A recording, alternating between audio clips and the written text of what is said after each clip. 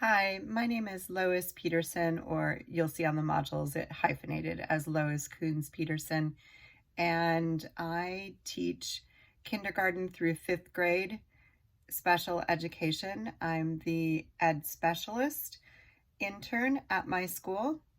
So the content that I teach is pretty much anything that the students need in kindergarten through fifth grade to support their general education curriculum. So I have two fifth grade math groups. I have a fifth grade language arts small group. I have a combination third, fourth grade language arts small group. I have a lot of first and second graders who are in social literacy groups that I teach in conjunction with the speech and language pathologist at my school working on social skills. So that is a little bit about the grades that I have. The educational setting, I'm in a mild to moderate setting in a public elementary school. So I'm in San Diego Unified, and it is a public elementary school. I am teaching in person. The online students in San Diego Unified are in a separate program this year, which is frankly much easier because last year when we went back in April, we were trying to simulcast, and some of the students that were in the small group, we would be trying to include them while teaching in person. So probably my biggest strengths in going into clinical practice 5 are that I am not young. I've been teaching for a long time, and switching to special education was a late in career move for me. I decided that my last 10 years or so that I would like to work exclusively in special education. I had worked as a resource teacher prior to this, and as an English language arts teacher, so I have a lot of experience. I've also taught social studies. I've taught literally probably pretty much every grade from kindergarten through high school. I decided to go into special education later in life because my own son, who is now 19, was diagnosed with Tourette's at 15. Prior to that, he had a diagnosis for ADD, ADHD, and a processing issue. So we already had an IEP in place.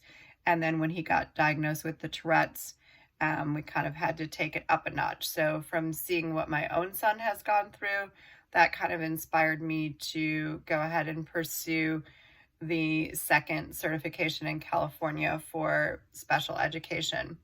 So in terms of special education law, in California and in all states in the United States, students are guaranteed a free public education in the least restrictive environment, free and appropriate public education. There was a law passed in 2004, the IDEA Act of 2004.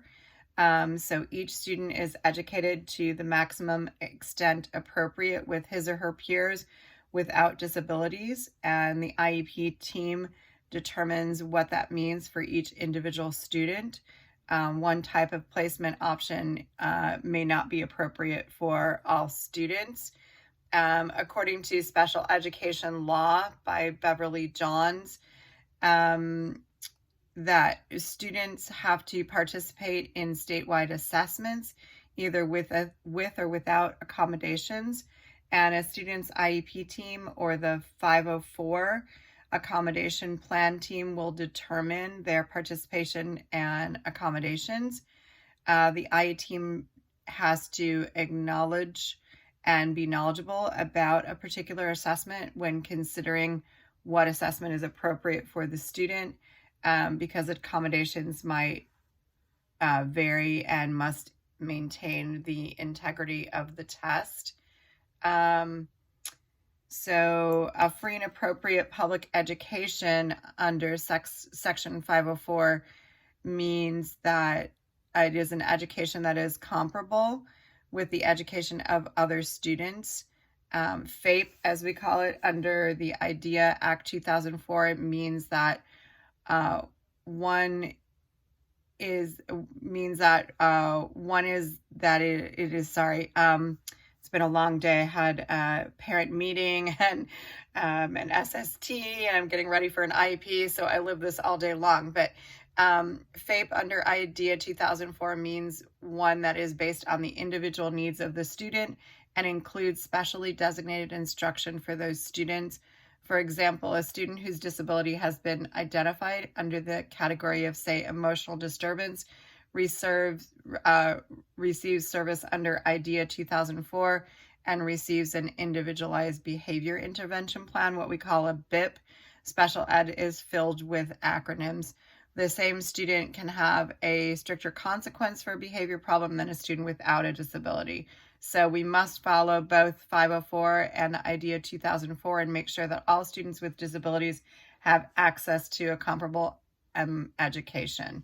So there are lots of things we could talk about in special ed. I think I will leave it at that for now. I'm sure we'll be talking more about it in this course. And I am getting my references from Special Education Law by Beverly Johns. So anyway, I have been working in special ed for the last year, and prior to that as a resource teacher. So I do know a fair amount about special education and the law, and also from working with my own son and, being present at his IEP meetings. My husband is also a special education teacher, so we sort of live this in our house. So looking forward to the class, looking forward to focusing a little bit more on special education. Hope everybody has a great week. Bye-bye.